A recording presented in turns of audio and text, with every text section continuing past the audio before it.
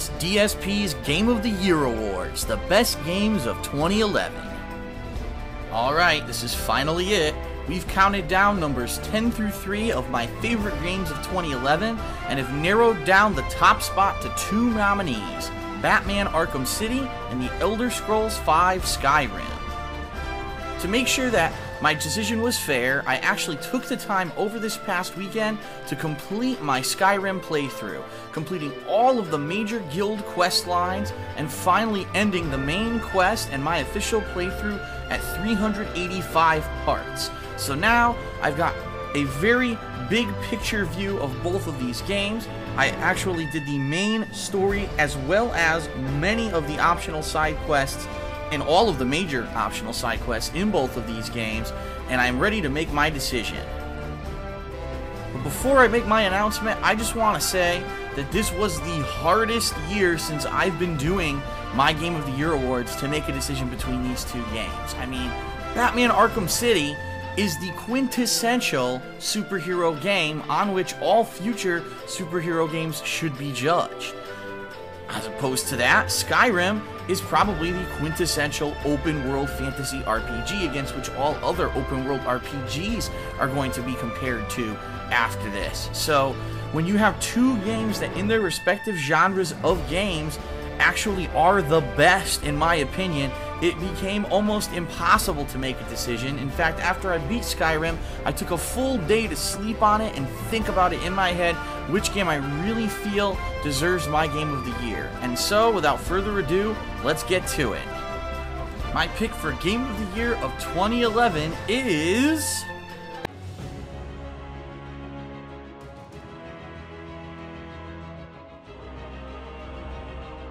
Who's rolled that, motherfucker? Ha! I had you going there, didn't I? The winner is The Elder Scrolls V Skyrim. Alright, so before you get your underpants all balled up in a tizzy, allow me to explain why I chose Skyrim as my Game of the Year.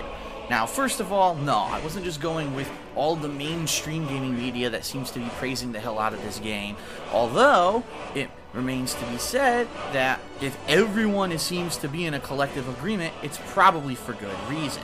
In my personal opinion, both Skyrim and Batman Arkham City are the best games in their respective genres, and all future games in those genres will be compared to them in the future.